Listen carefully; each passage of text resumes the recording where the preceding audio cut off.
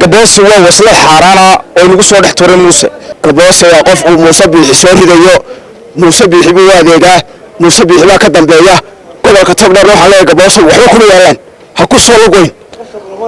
arrinka gaboose iyo ururkiisa waxaan u arkaa in soddonkii sano lacagtu shaqaysanayay siyaasad lagaga cunaayo laakiin fuliga laba jeer buu dhintaa mar ciyaalkii buu ka dhintay waa sidaa gaboose maanta oo ciyaalkii uu ka dhintay marna naftaa ka baxday dee waa la dilaa ninku haddii intuu dagaal uu la gala ciyaalkii oo dagaalkaa kaga carradii ciyaalkii uu ka dhintay hadduu maxaa noolyihi maalintii shalay ahayd kadib markii uu soo gaadhay magaalada burca ee xarunta gobolka togdheer dr maxamed cabdi gaboose iyo sidoo kale wafdi ballaaran uu hogaaminayo taasi oo magaalada burca uu ka filayay in soo dhaweyn ballaaran loo samayn doono hase yeeshee waxa uu kala kulmay arrintaasi ka duwan shacabka magaalada burco iyagana gebyahaanba ku soo dhaweeyey mudaharaadyo salmiya wejigabax iyo qaylo haddaba dr gaboose ayay sheegeen in shacabka magaalada burco inuu yahay gebyahaanba siyaasi ku fashilmay marar kala duwan hagista ururo kala duwan oo furtay oo muuse ku daba dhumanayo isku soo shabahay markaa gaboose waxaa leeyahay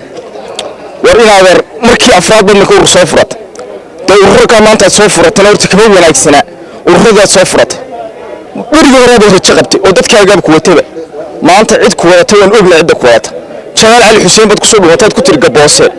oo uu ka waayay faysal cali waraabo war uu iska eriyey ayaad kusoo daba dhuwataad ku tiri war qoytayna geeyo waa balmoor dad ay urur dadkaygay diidee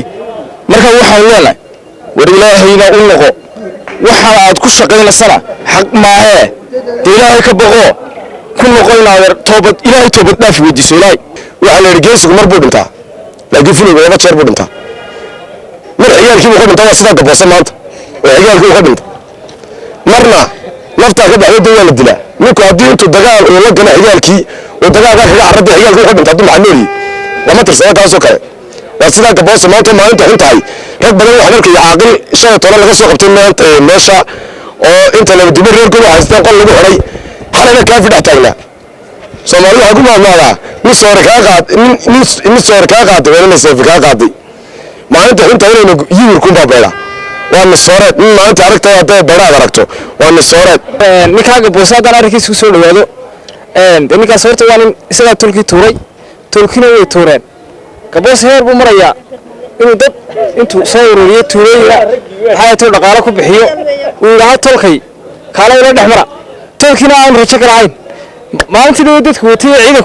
ciidanku watay baa badnaa markaa gaboose waxaan leenay war tolkaa istaaqfurullah dib u soo dheh dib isugu soo noqo 80 jir baad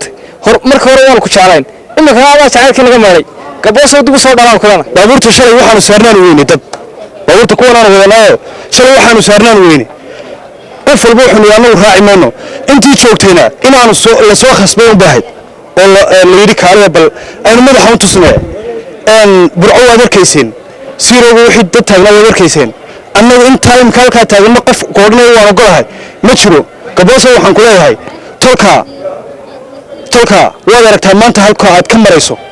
muusana waxba kuma hayo iyo meelka madaxa ku soo taabanaya aroortana waxba kuma noqonayaan xigaalka uu baa wax ku noqonaya xigaalka waad ka dhimatay arrinka gaboose iyo ururkiisa waxaan u arkaa in soddonkii sano lacagtu shaqaysanayay siyaasad lagaga cunaayo haddaan ka hadlo soo dhaweyntii gaboose ee gobolka togdheer waxaan leeyahay gaboose gobolka togdheer waxba kuma yaalaan karaamaseegaa ka qaadin gaboose waa qof uu muuse biixi soo ridayo